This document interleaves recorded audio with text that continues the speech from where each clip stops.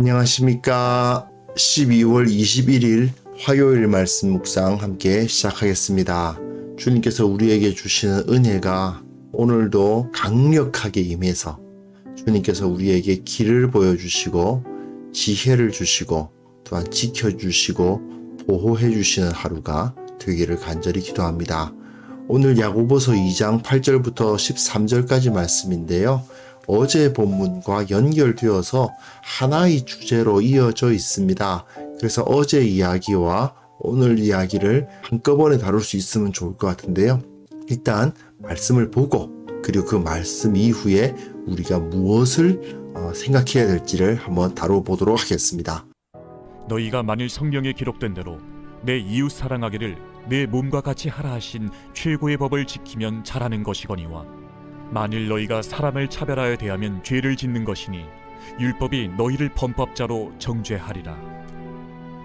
누구든지 온 율법을 지키다가 그 하나를 범하면 모두 범한 자가 되나니 간음하지 말라 하시니가 또한 살인하지 말라 하셨음즉 내가 비록 간음하지 아니하여도 살인하면 율법을 범한 자가 되느니라. 너희는 자유의 율법대로 심판받을 자처럼 말도 하고 행하기도 하라. 긍휼을 행하지 아니하는 자에게는 긍휼 없는 심판이 있으리라. 긍휼은 심판을 이기고 자랑하느니라. 네, 오늘 말씀은 어제 본문의 뒷부분이라고 할 수 있는데요. 계속해서 우리가 기억해야 될 것은 예수님의 가르침, 즉 복음서의 가르침과 구약의 가르침, 특히 지혜서가 많이 언급됩니다만 지혜서만 언급되는 건 아닙니다. 율법도 언급이 됩니다. 이와 같은 예수님의 가르침과 구약의 가르침을 한꺼번에 이 야고보 사도가 다루면서 우리가 어떤 삶을 살아야 될 것인가를 가르치고 있는 것인데요. 그 가운데서도 공동체 안에서 유대인들 가운데에서 어떤 삶을 살아가야 될 것인가에 대해서 다루고 있는 부분이었습니다. 자, 우리가 생각할 때 이 당시 야고보의 이 편지를 읽는 사람들의 입장을 꼭 기억해야 됩니다. 유대인으로서 예수님을 믿는 사람들이 이 야고보서의 독자였습니다. 자, 야고보 역시 유대인이죠. 예수님도 유대인이고요. 그러다 보니까 그의 가치관에는 유대인으로서의 그 특성이 그대로 드러납니다. 사실 사도들, 바울도 마찬가지고요. 그들은 정말 뼛속까지 유대인들입니다. 아무리 예수님을 믿었어도 그들이 자기들의 그 민족적 정체성을 버린 것이 아닙니다. 당연히 야고보 사도도 마찬가지죠. 그러나 나는 유대인인데 유대인으로서 예수님의 가르침이 옳다. 그리고 예수님이 하나님의 아들이시고 그리고 참된 그리스도로서 우리 가운데 오셨다라고 믿을 뿐입니다. 그러니까 구약 성경의 메시지와 함께 예수님의 복음을 함께 마음에 두고 믿고 순종하는 사람인 거죠. 그런데 이런 사람들의 숫자가 그렇게 많지는 않았습니다. 이 사람들은 자기들이 다른 종교로 개종했다고 생각하지 않습니다. 자기는 유대인들이에요. 그러다 보니까 유대교인으로서 회당에 그냥 나갑니다. 예수님을 안 믿는 유대인들이 함께 있는 그 회당에 나가서 같이 예배도 드려요. 그러니 그 주위의 유대인들과 인간관계도 맺고 그러고 있단 말입니다. 야고보도 회당 예배 나갔을까요? 나갔을 것 같아요. 왜냐하면 2장을 보시면 너희가 회당에 갔을 때 이러이러하지 않느냐는 식으로 이야기를 하지 않습니까? 야고보 자신도 그 회당에 나가고 또 다른 그리스도인 유대인들에게 회당에서 나오라고 요구하지도 않습니다. 오히려 야고보는 예수님을 믿는 유대인들이 회당 예배에 참석해서 예수님을 믿지 아니하는 유대인들에게 모범이 되라. 그들에게 이 율법을 지킨다는 것은 이런 것이다라는 것을 하나 보여줘라. 그렇게 말해주고 있는 것이 아닌가 생각이 됩니다. 본문 보시면요. 너희가 만일 성경에 기록된 대로 내 이웃 사랑하기를 내 몸과 같이 하라 하신 최고의 법, 이 최고의 법이라고 그랬죠. 레위기 19장 18절인데 이것이 최고의 법이 맞는가? 예, 맞습니다. 이것은 예수님께서 하나님을 사랑하라 그리고 이웃을 사랑하라는 것이 율법의 강령이다라고 하셨기 때문이기도 하지만 당시 랍비들도 이것이 가장 중요한 두 가지 메시지다. 하나님 사랑, 이웃 사랑, 이것이 결국 율법의 핵심이다라고 동의하고 있었던 것입니다. 그래서 내 이웃 사랑하기를 내 몸과 같이 하라는 것이 최고의 법이고 이것을 지키면 잘하는 것이다 라고 이야기를 하죠. 하지만 너희가 사람을 차별하여 대하면 죄를 짓는 것이다. 어제 본문에서 나오지 않습니까? 가난한 사람들은 저기 좀 불편한 자리에 서 있거나 또는 저 구석자리에 앉아 있고 부유한 사람들은 잘 보이는 자리, 중앙 자리, 잘 눈에 띄는 자리 거기에 앉게 된단 말입니다. 그것이 죄를 짓는 것이다 라고 이야기를 해요. 근데 이것이 상당히 우리들에게는 유대인들은 왜 그렇게 했을까 싶지만 유대인들이 율법을 어기는 거라고 생각하지 않았습니다. 가난한 사람들은 저 구석자리에 두고 부유한 사람들은 저 가운데 자리, 눈에 잘 띄는 자리, 중앙 자리에 앉아도 그것이 율법을 어기는 거라고 생각을 안 한 거예요. 유대인들은 전통적으로 가진 자가 못 가진 자를 돕는 것이 내 이웃을 내 몸과 같이 사랑하는 거라고 생각을 했어요. 근데 한번 생각해 보십시오. 회당에 사람들이 들어오는데 거기엔 부자도 있고 가난한 자도 있습니다. 근데 부자들이 헌금을 더 많이 해서 그 가운데에서 구제금이 가난한 사람들에게 나누어집니다. 그러면 부자들이 더 많은 헌금을 함으로써 낮은 자리에 있는 가난한 사람들을 도와주고 있지 않느냐. 내 이웃 사랑하기를 내 몸과 같이 하라 하신 그 최고의 법을 지키고 있는 거 아니냐. 그렇게 말할 수도 있는 것이죠. 하지만 야고보 사도가 보기엔 그게 그렇지가 않은 겁니다. 왜 그렇습니까? 이미 그 자리에 가난한 자와 부유한 자가 따로 앉는다는 것, 즉 차별하여 대한다는 것 자체가 이 죄를 짓는 것이다 라는 것이죠. 가난한 자들에게 구제의 손길을 내밀기 이전에 그 자리에 차별이 존재하는 것 자체가 죄를 짓는 거 아니냐. 율법이 그것을 너희를 범법자로 정죄할 것이다 라고까지 말을 하고 있는 것이죠. 여기 보시면 이게 유대인들이 이미 전통적으로 알고 있는 말씀, 내 이웃 사랑하기를 내 몸과 같이 하라는 전통적으로 알고 있는 최고의 법을 재해석하는 거잖아요. 이것은 마치 예수님께서 산상수훈에서 말씀하신 거와 비슷하죠. 너희들이 살인하지 말라 하는 그 말씀을 다 들었다. 또는 간음하지 말라 하는 것을 너희가 들었다. 또는 헛맹세하지 말라. 맹세를 지키라는 말을 들었다. 이런 말을 쓰시죠. 너희들이 이미 알고 있는 그 율법의 말씀을 예수님께서 제시를 하셨죠. 그런데 그 다음에 어떻게 하십니까? 살인하지 말라 해놓고는 사람을 죽이지 않으면 되는 게 아니라 다른 사람을 비난하거나 욕을 하거나 하면 그것이 살인이다. 간음하지 말라. 마음으로 음란한 마음을 품으면 그게 간음이다. 헛맹세를 하지 말라. 아예 맹세 자체를 하지 마라. 네가 하는 말 한마디 한마디가 모두가 맹세가 되게 해라. 이렇게 가르치셨잖아요. 바로 이러한 형태로 야고보 사도가 가르침을 주고 있는 것입니다. 여기서도 마찬가지로 구약 성경의 내용과 예수님의 말씀이 함께 제시되는 야고보서의 특성이 잘 나타난다고 할 수 있겠습니다. 그리고 그 다음 본문 보시면요. 누구든지 온 율법을 지키다가 그 하나를 범하면 어떻게 됩니까? 모두 범한 자가 된다. 이건 굉장히 신약적인 가르침이죠.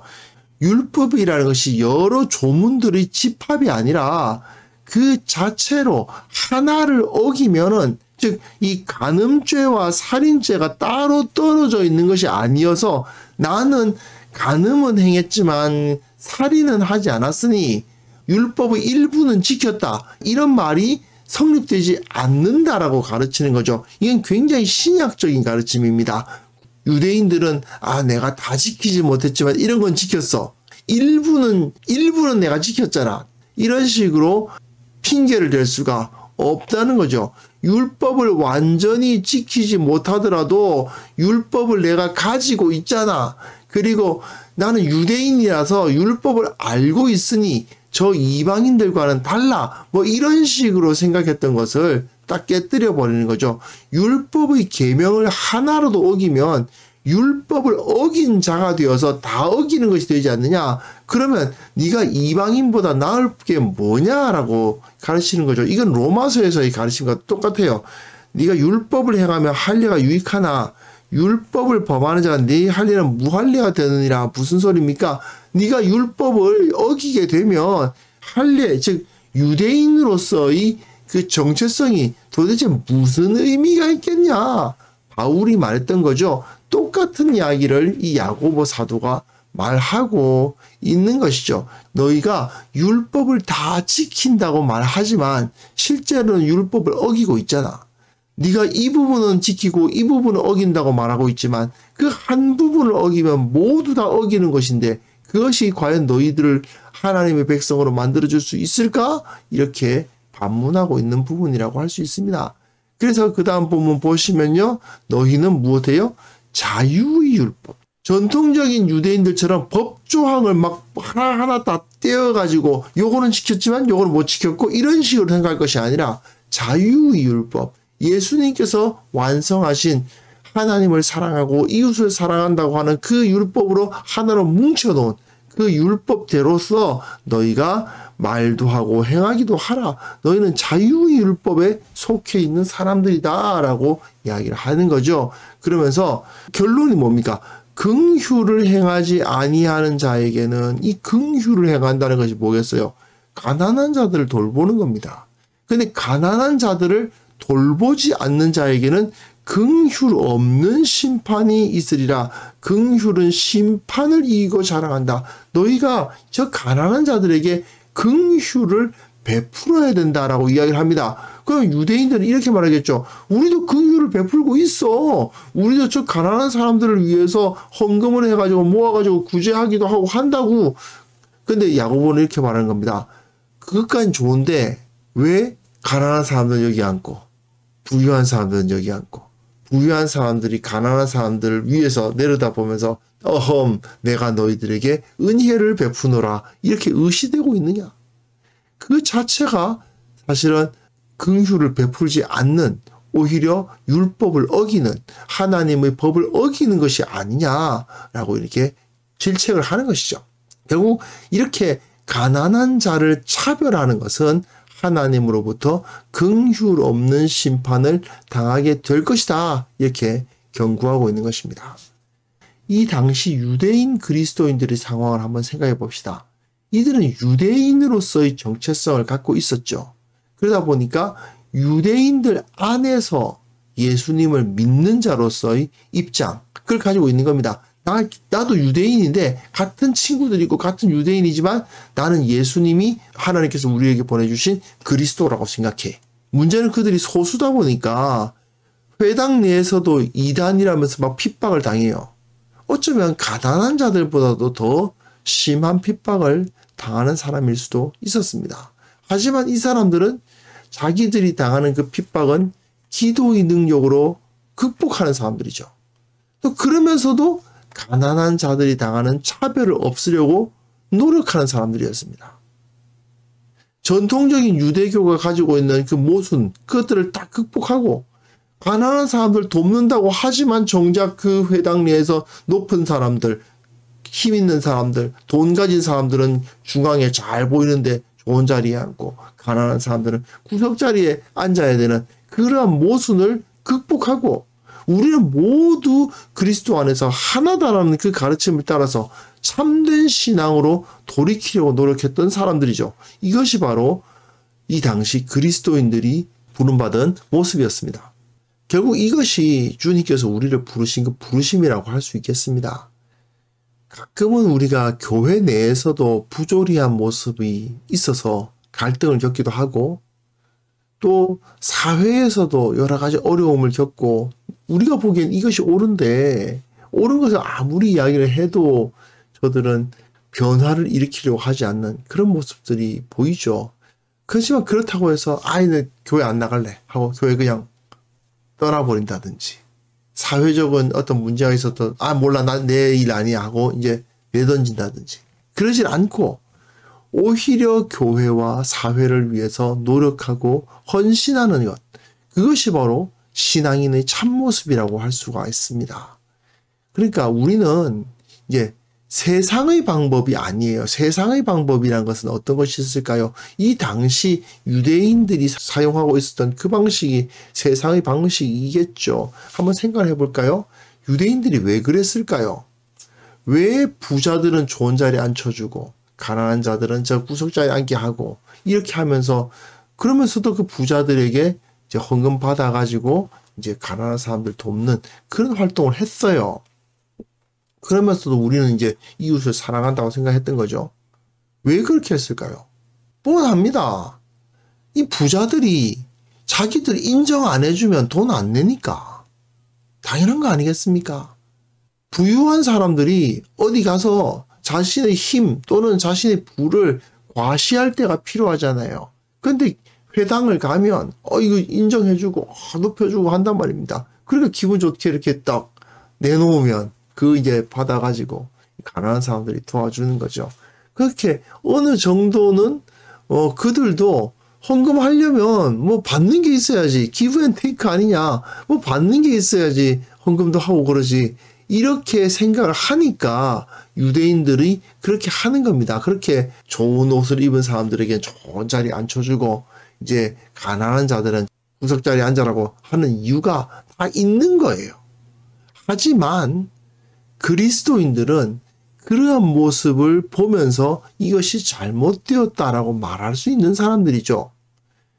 그것을 바로잡을 수 있는 하나님께서 정말 원하시는 그 법을 제시할 수 있는 그런 사람들 아니겠습니까? 세상의 방법이 아니죠. 우리는 하나님의 능력으로 이 잘못된 부조리, 차별 이런 것들을 바로잡는 사람들이 되어야 됩니다. 그것이 바로 그리스도인들의 참된 모습이라고 할 수 있겠습니다. 그래서 이 시간 함께 기도하실 때에는요. 우리에게 주님께서 복음의 진리를 주셨잖아요. 그 말씀에 순종해서 세상적인 효율성 그런 게 아니고요. 말씀에 순종해서 형제를 사랑하고 또한 교회와 세상의 모범이 되는 그러한 참된 그리스도인들이 다 될 수 있도록 같이 기도하는 시간 되었으면 좋겠습니다. 기도하겠습니다.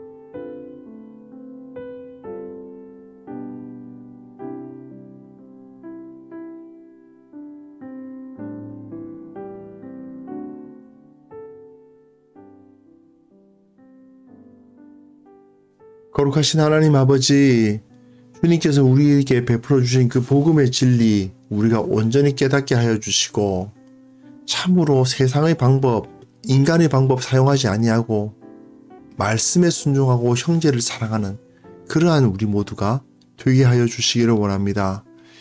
이 교회와 세상에 우리가 모범이 되고 무엇이 옳은지를 명확하게 볼 수 있는 그런 참된 신앙인으로서 설 수 있도록 주여 도와주옵소서. 주님, 가끔은 교회 가운데서도 또 우리가 살아가는 이 사회 가운데서 모순되고 부조리한 상황을 만나게 됩니다. 그러나 그 가운데 낙심하지 않도록 도와주시고 그 가운데에서 주저앉고 떠나버리겠다고 말하는 자들이 아니라 오히려 그 공동체에 헌신하고 그 공동체를 변화시키는 그러한 원동력으로서의 역할을 감당하는 귀한 성도들 다 될 수 있도록 도와주옵소서. 아버지, 원하옵기는 이 땅을 주님께서 굽어 살펴주셔서 이 나라가 참으로 무엇이 옳고 무엇이 그른지 잘 알지 못하는 사람들이 너무나도 많은데 그들에게 예수 그리스도 우리 주님의 진리의 길을 비춰주셔서 이것이 바로 하나님의 길이요, 이것이 바로 진리의 길이요, 이것이 바로 모두가 다 기뻐함으로써 모두가 다 살아갈 수 있는 길이라는 것을 보여줄 수 있는 그런 역사가 먼저 우리 그리스도인들을 통해서 나타나게 하여 주옵소서. 주님께서 오늘도 그 은혜를 베풀어 주시사 주님의 능력, 주님의 사랑, 주님의 함께 하심을 누리게 하시고 이것을 통해서 온전히 주님께 찬송과 영광을 돌려드리는 오늘 하루가 되게 하여 주옵소서. 주님께 감사드리오며 예수 그리스도 이름으로 기도합니다. 아멘.